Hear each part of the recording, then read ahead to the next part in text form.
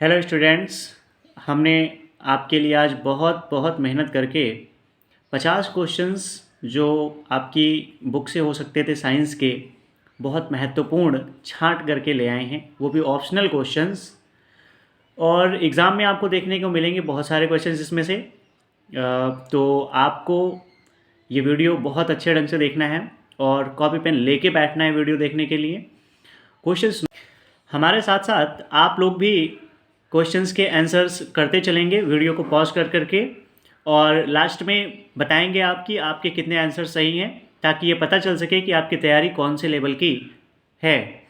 और लास्ट में हमने आपके लिए होमवर्क के भी क्वेश्चंस लगा रखे हैं एक ठो, और उसको भी आप सॉल्व करके कमेंट बॉक्स में नोट कर दीजिएगा।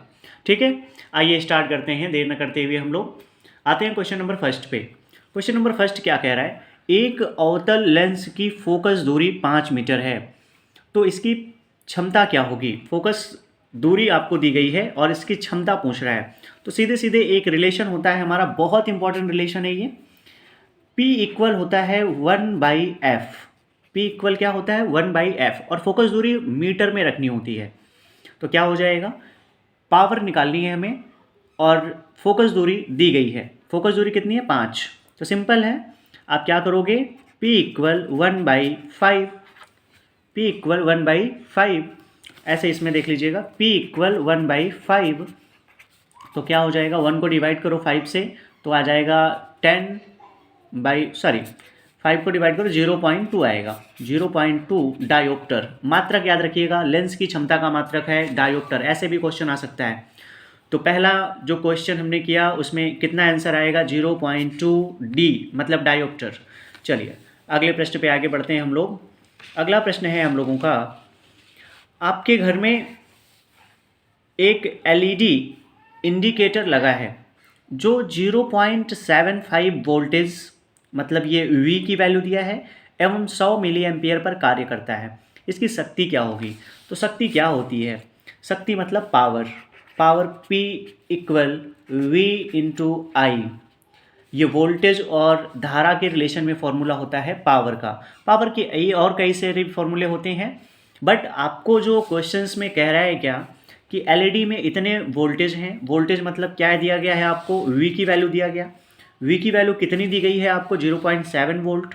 तो V की वैल्यू आप रखेंगे 0.7 वोल्टेज इंटू आई की वैल्यू क्या दी गई आपको? 100 milli ampere. Sir milli ampere में पावर में कैलकुलेशंस मिस्टेक हो जाएंगी, तो आप इसको एम्पियर में बदल लीजिए। एम्पियर में बदलने के लिए मिली एम्पियर को क्या करना होगा? 100 मिली एम्पियर था। हाँ ठीक बात है, आई की वैल्यू ये आपको दी गई है। आप इसको एम्पियर में चेंज करेंगे तो आई इक्वल क्या हो जाएगा? 100/100 एम्पियर में चेंज करना है मिली को। जैसे सेंटीमीटर मिलीमीटर फिर जाके आता है, तो क्या करेंगे आप? 1000 से डिवाइड करेंगे इसको। 2 जीरो से 2 जीरो कैंसिल, 1 जीरो मतलब 0.1 एम्पियर। तो 0.1 कितना आंसर आ जाएगा? 0.075 पावर मतलब वॉट। 0.075। ये इसमें ऑप्शंस की गलती है, आप देख लीजिएगा। 0.075 एम्पियर होना चाहिए था, तो ये आंसर करेक्ट हो जाएगा आपका। चलिए आगे बढ़ते हैं अगले क्वेश्चन पे। अगला क्वेश्चन है हमारा, अंतरिक्ष यात्रियों को आकाश दिखाई देता है। तो अंतरिक्ष यात्रियों को आकाश दिखाई देता है कौन से कलर का? काले कलर का। अब ऐसा क्यों है कि अंतरिक्ष यात्रियों को काले कलर का दिखाई देता है? हमें तो नीले कलर का दिखाई देता है। हमें नीले कलर का इसलिए दिखाई देता है क्योंकि हमारे धरती के कक्षा में चारों ओर वायुमंडल उपस्थित है, और वायुमंडल के कारण क्या होता है? प्रकाश का प्रकीर्णन होता है। और अंतरिक्ष में तो कोई वायुमंडल है नहीं, तो वहाँ प्रकाश का प्रकीर्णन होगा नहीं, तो वहाँ आकाश काला दिखाई देगा। ठीक है, और धरती पे प्रकाश के प्रकीर्णन के कारण नीला रंग बहुत ज़्यादा बिखर जाता है। बिखरने के कारण हमें कैसे दिखाई देता है? नीले रंग का। पूछा अंतरिक्ष में है तो अंतरिक्ष में काले रंग का। ठीक है, बड़ा इंपॉर्टेंट क्वेश्चन है। H2SO4 के जलीय विलयन का pH मान होता है, तो H2SO4 एसिड है। एसिड का जलीय विलयन क्या होता है? 7 से कम। 7 से कम, ऑप्शन नंबर सेकंड सही है। चलिए आगे बढ़ते हैं। अगला क्वेश्चन है, क्वेश्चन नंबर 5 है, निम्न में से कौन सी धातु अम्ल से हाइड्रोजन विस्थापित नहीं करती है? बहुत इंपॉर्टेंट प्रश्न है ये, इससे क्वेश्चन आपको एग्जाम में देखने को मिलेगा। बहुत बहुत इंपॉर्टेंट क्वेश्चन है ये। निम्न में से कौन सी धातु अम्ल से हाइड्रोजन विस्थापित नहीं करती है? मतलब अम्ल होगा और उसमें से हाइड्रोजन गैस नहीं निकलेगी। ऐसी धातुएं जो हाइड्रोजन से ऊपर हैं वो अम्ल में से हाइड्रोजन को विस्थापित कर देती हैं। फिर से मेरी बात सुन लीजिएगा, ऐसी धातुएं जो हाइड्रोजन से ऊपर हैं, किसमें, सक्रियता श्रेणी में, ऐसी धातुएं जो सक्रियता श्रेणी में हाइड्रोजन से ऊपर हैं वो हाइड्रोजन विस्थापित करेंगी अम्ल में से, और ऐसी धातुएं जो हाइड्रोजन से नीचे हैं सक्रियता श्रेणी में वो हाइड्रोजन को विस्थापित नहीं कर पाएंगी। तो सर आयरन ऊपर है, जिंक ऊपर है, मैग्नीज ऊपर है, कॉपर नीचे है, कॉपर नीचे है तो कॉपर विस्थापित नहीं कर पाएगी हाइड्रोजन अम्ल में से। चलिए दूसरा क्वेश्चन है, बहते हुए रक्त को रोकने में उपयोगी यौगिक है। ये तो आप घर घर में आंसर आएगा, ये तो सही आंसर आना ही चाहिए। फिटकरी, दादी नानी सब आंसर देंगी इसका, फिटकरी आंसर आएगा इसका। चलिए आगे बढ़ते हैं नेक्स्ट क्वेश्चन पे। मस्तिष्क उत्तरदायी है, मस्तिष्क हमारा कौन सी चीज़ के लिए उत्तरदायी है? सोचने का कार्य करता है, बिल्कुल सही बात है। और हृदय स्पंदन का कार्य करता है, बिल्कुल सही बात है, हृदय में भी रेगुलेटरी का काम करता है ये। शरीर के संतुलन को वो बनाए रखता है, बिल्कुल, बिना ब्रेन के शरीर को संतुलित किया ही नहीं जा सकता, तो सारे कार्य करता है हमारा मस्तिष्क। चलिए आगे बढ़ते हैं। मास्टर ग्रंथि कौन सी है? मास्टर ग्रंथि को हम बोलते हैं पीयूष ग्लैंड, पीयूष ग्लैंड को हम बोलते हैं मास्टर ग्रंथि। चलिए अगला क्वेश्चन है, अगले क्वेश्चन पे पढ़ते हैं आगे हम लोग। पौधे में जाइलम का कार्य क्या होता है? तो पौधों में जाइलम का कार्य आप सिंपल जानते हो कि जल का संवहन करता है पौधा। पौधों में जाइलम जो है वो जल का संवहन करता है, जड़ों से उठाता है पानी को और कहाँ पहुँचाता है? टहनियों तक पहुँचाता है, पत्तियों तक पहुँचाता है, और पत्तियाँ जल ले करके वो किसका काम करती हैं? भोजन बनाने का काम करती हैं। चलिए अगले प्रश्न पे आते हैं। प्रश्न नंबर है 10। निकट दृष्टि दोष के निवारण के लिए चश्मे में प्रयुक्त करना चाहिए। निकट दृष्टि दोष में कौन सा लेंस यूज में आएगा? तो निकट दृष्टि दोष में आप सब जानते हो अवतल लेंस यूज में आएगा। दूर दृष्टि दोष में उत्तल लेंस, निकट दृष्टि दोष में अवतल लेंस। चलिए आगे बढ़ता जाए भैया, अगले क्वेश्चंस पे आते हैं हम लोग। फिजिक्स का क्वेश्चन है जो कि वायु के सापेक्ष किस माध्यम का अपवर्तनांक अधिकतम होता है? अपवर्तनांक वायु के सापेक्ष हीरे का सर्वाधिक होगा। हीरा ज़्यादा डेंसर है, ज़्यादा घनी है, ज़्यादा सघन है, इस वजह से हीरे का अपवर्तनांक सर्वाधिक होगा वायु के सापेक्ष। चलिए अगला प्रश्न है, ये है इलेक्ट्रिसिटी का प्रश्न और इम्पॉर्टेंट क्वेश्चन है ये। क्वेश्चन क्या कह रहा है जरा इसकी लैंग्वेज को देखिएगा। यदि फाई चुंबकीय फ्लक्स, बी चुंबकीय क्षेत्र की तीव्रता तथा ए अनुप्रस्थ काट के परिच्छेद के क्षेत्रफल को सही संबंध में दिखाना है, तो हमारा जो संबंध होता है वो होता है phi equal B dot D A या बी ए होता है। तो इसमें ऑप्शंस कौन से दिख रहे हैं? एक्चुअली बी इक्वल फिर क्या हो जाएगा? फाई बाई ए ऑप्शन दिख रहा है, पहला ही ऑप्शन सही है। तो क्या आंसर हो जाएगा? Phi equal B equal phi by A. Option number first is correct answer. अगला क्वेश्चन है, शुद्ध जल का पीएच मान है। ये आप जानते ही हैं कि शुद्ध जल का पीएच मान कितना होता है? 7 होता है। अम्ल से हाइड्रोजन हटाने वाली धातु कौन सी है? फिर से वही देखो, आप ऊपर वाला क्वेश्चन बार बार रिपीट हो रहा है। ये आए हुए प्रीवियस ईयर के क्वेश्चंस हम डिस्कस कर रहे हैं, आपको पता होना चाहिए। जितने क्वेश्चंस हैं, जितने हम लेके आए, प्रीवियस ईयर क्वेश्चंस लेके आए, बहुत इंपॉर्टेंट क्वेश्चंस हैं। कह रहे अम्ल से हाइड्रोजन हटाने वाली धातु है, फिर वही क्वेश्चन है, मतलब अम्ल में से हाइड्रोजन कौन धातु हटा पाएगी? जो अम्ल से ऊपर है, अर्थात हाइड्रोजन से जो ऊपर है। तो हाइड्रोजन से ऊपर कौन सी धातुएं हैं? हाइड्रोजन से ऊपर कौन सी है? जिंक है, हटाने वाली धातु है, हाँ बिल्कुल जिंक है, करेक्ट आंसर है। और ये कॉपर अभी आया ही था, कॉपर हटा नहीं पाता, सिल्वर भी नीचे है, Hg भी नीचे है, तो ये तीनों नहीं हटा पाएंगे। कौन हटा पाएगा? जिंक हटा पाएगा। चलिए अगला प्रश्न है, प्रोपेन का रासायनिक सूत्र है। प्रोपेन क्या है? एक प्रकार का एल्केन है, 3 कार्बन का एल्केन है प्रोपेन। फॉर्मूला होता है CnH2n+2। प्रोपेन मतलब 3 कार्बन, C3H2 तो C3H6+2 8, C3H8 कौन सा ऑप्शन है? C3H8 option number 2 is correct answer. अगले प्रश्न पे आगे बढ़ते हैं। चुंबकीय बल रेखाएं क्या मतलब? नेचर में बोल रहा है कि चुंबकीय बल रेखाएं क्या होती हैं? सदैव समांतर होती हैं, परस्पर एक दूसरे को काटती हैं, काटना तो असंभव बात है, एक दूसरे को कभी नहीं काटती हैं, बिल्कुल ये आंसर सही होना चाहिए कि चुंबकीय बल रेखाएं एक दूसरे को कभी नहीं काटती हैं, ठीक है, और बाकी आंसर्स गलत हैं। आते हैं अगले प्रश्न पे। अगला प्रश्न हमारा बायो से है। क्या क्वेश्चन है? हीमोग्लोबिन महत्वपूर्ण भूमिका निभाता है। हीमोग्लोबिन की क्या भूमिका निभाती है? तो हीमोग्लोबिन श्वसन में काम करता है, ऑक्सीजन ट्रांसपोर्टेशन का काम करता है, ऑक्सीजन को एक जगह से दूसरी जगह पे पहुंचाता है। तो तो हीमोग्लोबिन का काम मुख्य रूप से क्या है, श्वसन का कार्य करवाता है, ऑक्सीजन का ट्रांसपोर्ट करता है। चर्मदाह या पेलाग्रा रोग किस विटामिन की कमी से होता है, तो विटामिन B5 की कमी से कौन सा रोग होता है, चर्मदाह या पेलाग्रा रोग। स्किन झुलस जाती है जिनमें, वह प्रक्रियाएं जिनमें जटिल कार्बनिक अणु सरल कार्बनिक अणुओं में टूट जाता है, सरल अणुओं में टूटता है। मतलब जटिल कार्बनिक अणु मतलब कौन सा, स्टार्च वगैरह, मंड वगैरह, शर्कराएं वगैरह, ये सब छोटे छोटे अणुओं में टूट जाती हैं। तो वो कौन सी प्रक्रिया होती है, वो प्रक्रिया होती है हमारी अपचयी प्रक्रिया, अपचयी प्रक्रिया बोलते हैं उसको। चलिए अगले प्रश्न पे आगे बढ़ते हैं। प्रिज्म से सफ़ेद प्रकाश की किरण के गुजरने पर, मतलब सफ़ेद कलर ला रहे हैं, प्रिज्म से गुजार रहे हैं, सफ़ेद कलर को प्रिज्म से गुजारने पर सबसे अधिक विचलन किस में होता है, डेविएशन सबसे ज़्यादा कौन सा होता है, मतलब कौन सा कलर ज़्यादा विचलित होता है, विचलित मतलब फैलता कौन सा किरण ज़्यादा, कलर ज़्यादा है। तो ऐसा कलर जिसकी तरंगदैर्ध्य कम होती है वो ज़्यादा फैलता है, ऐसा कलर, ऐसा रंग जिसकी तरंगदैर्ध्य कम होती है वो अधिक फैलता है। सिंपल सी बात है। तो बोल क्या रहा है ये कि प्रिज्म से सफ़ेद प्रकाश डालने पर सबसे अधिक विचलन होता है। सबसे अधिक विचलन किसका होगा, जिसकी तरंगदैर्ध्य सबसे कम होगी। तो कौन सा होता है, बैंगनी रंग। लाल रंग का विचलन सबसे कम होता है, तरंगदैर्ध्य इसकी सबसे अधिक होती है। चलिए अगले प्रश्न पे आते हैं। अगला प्रश्न हमारा है 220 वोल्ट। क्या है प्रश्न, 220 वोल्ट 100 वॉट के विद्युत बल्ब के तंतु पर प्रतिरोध क्या होगा। बहुत इंपॉर्टेंट प्रश्न है, बहुत इंपॉर्टेंट प्रश्न है। क्या लिखा हुआ है जरा इसको एक्सप्लेन करते हैं।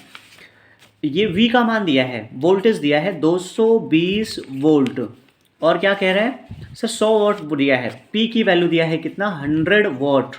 पूछ क्या रहा है, आपसे पूछ रहा है प्रतिरोध क्या होगा, प्रतिरोध पूछ रहा है आपसे। प्रतिरोध मतलब R की वैल्यू पूछ रहा है, ठीक है, R की वैल्यू पूछ रहा है। तो सिंपल है, सॉल्व करिए। इसमें आप पहले क्या निकालेंगे, इसमें आप धारा निकालेंगे। पहले तो आप सिंपली क्या निकाल लेंगे, विद्युत धारा निकालेंगे। तो क्या होता है, P बराबर VI, अभी मैंने फॉर्मूला बताया ही था आपको, P बराबर VI। तो P कितना है 100, V कितना है 220 इंटू I बराबर 100 अपॉन 220, 0 से 0 कैंसिल, 5/11, ये I का मान आया। आप रखें फॉर्मूले पे, क्या रखेंगे आप, R के लिए ओम के नियम से। ओम का नियम क्या कहता है, V बराबर IR। निकालना क्या है हमें, R निकालना है। तो R बराबर V अपॉन I, R बराबर V अपॉन I, R बराबर V अपॉन I। V की वैल्यू क्या है भैया, V की वैल्यू है 220। I की वैल्यू हमने अभी निकाला, कितना है 5/11, 5/11, 11 को ऊपर भेजें आप तो क्या आ जाएगा 220 गुणे 11/5, 5 चौक 20, 5 चौक 20 गुणे 11, 11 चौके 44, 11 चौके 44, 44 4 48, 484 ओम। कितना आंसर आया, 484 ओम। देखते हैं ऑप्शन कौन सा सही है। Option number second is correct answer. एक बार एक्सप्लेनेशन आप देख लें और स्क्रीनशॉट लेना चाहे ले सकते हैं इस क्वेश्चन का। ये रहा एक्सप्लेनेशन, आप स्क्रीनशॉट ले सकते हैं इसका, ठीक है, इंपॉर्टेंट प्रश्न है ये, ले लीजिएगा स्क्रीनशॉट। चलिए अगले क्वेश्चन पे आते हैं। अगला क्वेश्चन है, ठंडे जल से हाइड्रोजन गैस बनती है मतलब निकलती है, सिंपल सी बात है। ठंडा जल कह रहा है हाइड्रोजन गैस ठंडे जल से कौन सी धातु निकाल लेगी, ऐसी धातु जो ठंडे जल से क्रिया करेगी साधारण तापमान पे, वो धातु, अर्थात जो ज़्यादा क्रियाशील होगी। लोहा क्रियाशील ज़्यादा नहीं होता, कॉपर और कम क्रियाशील होता है, कार्बन तो धातु ही नहीं है। सोडियम धातु क्या होती है, बहुत ज़्यादा क्रियाशील होती है, तो ठंडे जल से भी क्या करती है, वो क्या निकाल जाती है, हाइड्रोजन गैस को निकाल लेती है। चलिए अगले प्रश्न पे आते हैं हम लोग। अगला प्रश्न है हमारा केमिस्ट्री से। प्रश्न क्या है, अधातु है। अधातु कौन सा होता है, धातु और अधातु दो प्रकार की चीज़ें होती हैं।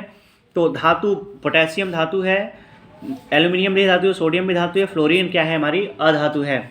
अगला क्वेश्चन है, फ्लोएम द्वारा भोजन का स्थानांतरण होता है। फ्लोएम द्वारा भोजन का स्थानांतरण किस में होता है, तो फ्लोएम द्वारा भोजन का स्थानांतरण किस में होता है, सुक्रोज के रूप में भोजन का स्थानांतरण किया जाता है फ्लोएम के द्वारा। चलिए, और एक बात और ध्यान रखना, पौधों में भोजन फ्लोएम ही पहुंचाता है। अलैंगिक जनन मुकुलन द्वारा होता है। अलैंगिक जनन मुकुलन के द्वारा ईस्ट में होता है। अलैंगिक जनन मुकुलन किसके द्वारा होता है, ईस्ट में होता है। अगले प्रश्न पे चलते हैं। अवतल दर्पण के फोकस पर रखी हुई वस्तु का प्रतिबिंब कहाँ बनता है? तो अवतल दर्पण के फोकस पर जो वस्तु रखी होती है उसका प्रतिबिंब बनता है अनंत पर। अनंत पर फोकस पे रखी हुई वस्तु का प्रतिबिंब कहाँ बनता है? अनंत पर बनता है। बहुत इंपॉर्टेंट है ये। अगले प्रश्न पे आते हैं। मनुष्य में वृक्क एक तंत्र का भाग है जो संबंधित है, अर्थात पूछ रहा है वृक्क किससे संबंधित है? वृक्क किससे संबंधित है? वृक्क उत्सर्जन तंत्र से संबंधित होता है। चलिए अगले प्रश्न पे आगे बढ़ते हैं। अगला प्रश्न है, ये ट्रिपिकल क्वेश्चन है, थोड़ा सा मतलब आपको लॉजिकल क्वेश्चन है। कह रहे 5 ओम प्रतिरोध तार को 5 ओम प्रतिरोध तार को बराबर 5 भाग में काट दिया गया है। तो कह रहा है प्रत्येक टुकड़े का प्रतिरोध क्या होगा? सिंपल सी बात है, हम जानते हैं कि जब लंबाई बढ़ती है तो तार का प्रतिरोध बढ़ता है, जब लंबाई कम होती है तो तार का प्रतिरोध भी कम होता है। ये बात होती है, आप जानते हो, विशिष्ट प्रतिरोध में आपने पढ़ा हुआ है। क्या पढ़ा हुआ है? आर प्रोपोर्शनल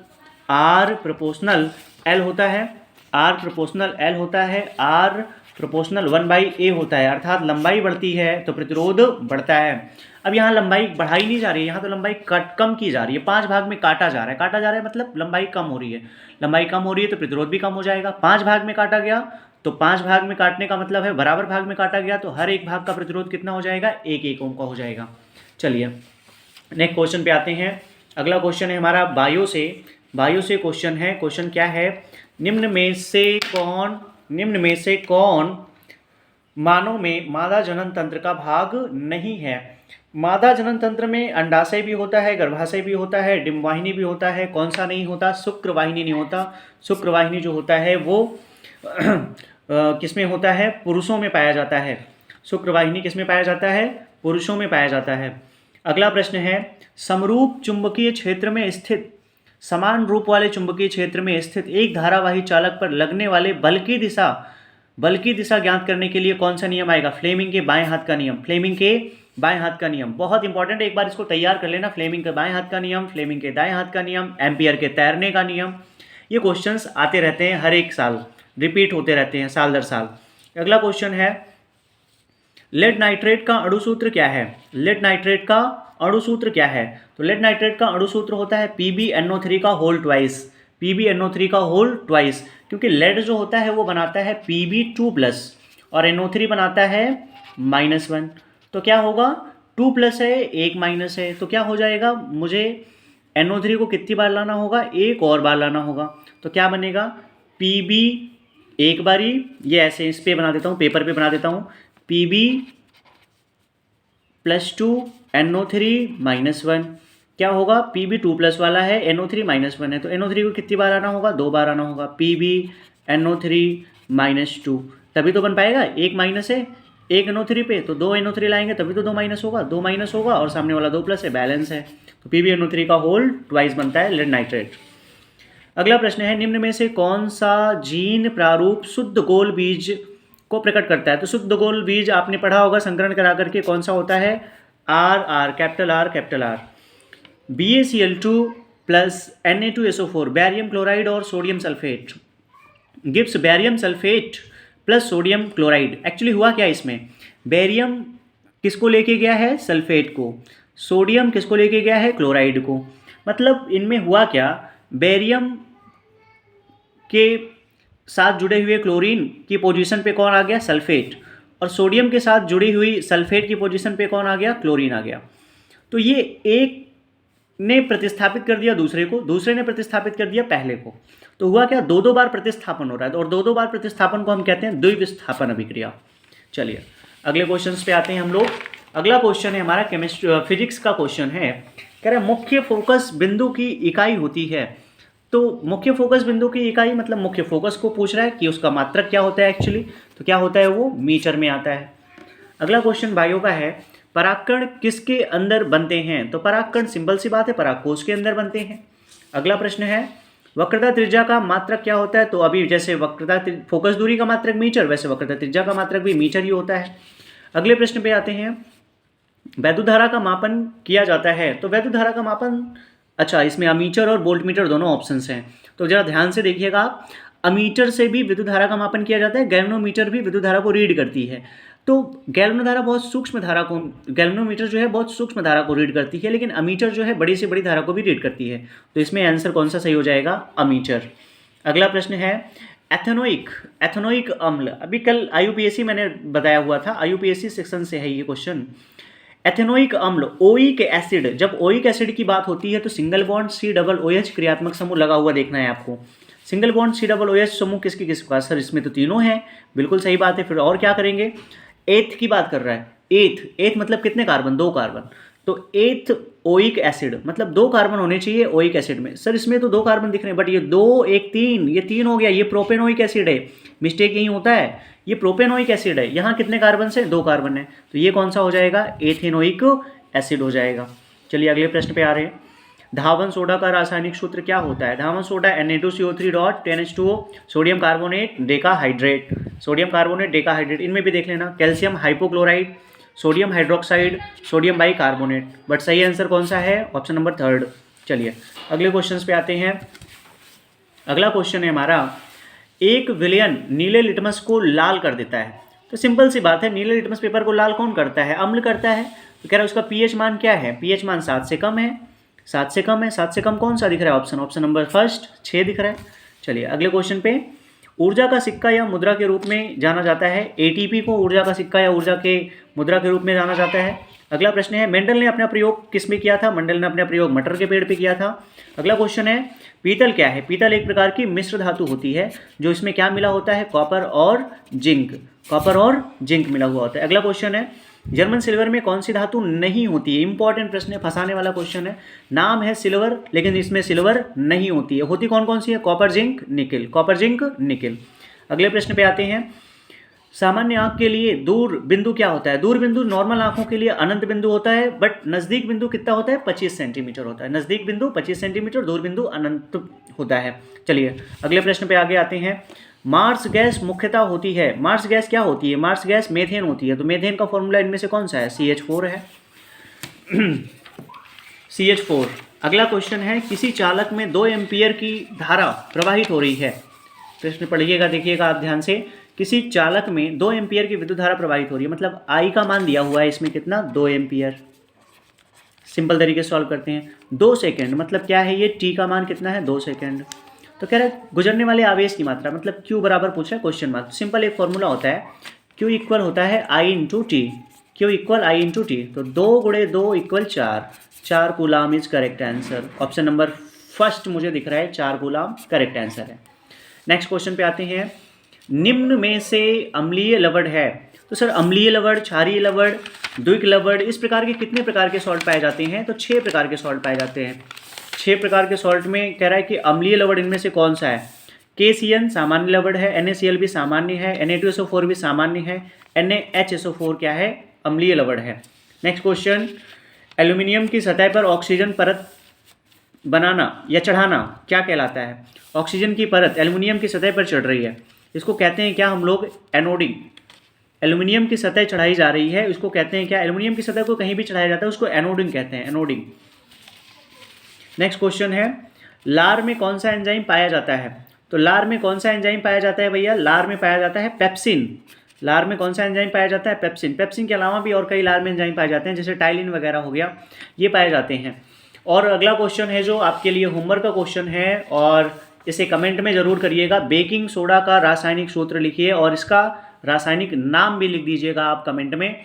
आपको वीडियो कैसी लगी कमेंट ज़रूर करिएगा, और पूरे क्वेश्चन सॉल्व करके एक तरफ से आप लिख लीजिएगा, रख लीजिएगा। एग्ज़ाम के लिए इम्पॉर्टेंट होने वाले हैं ये क्वेश्चंस। ठीक है, नमस्कार।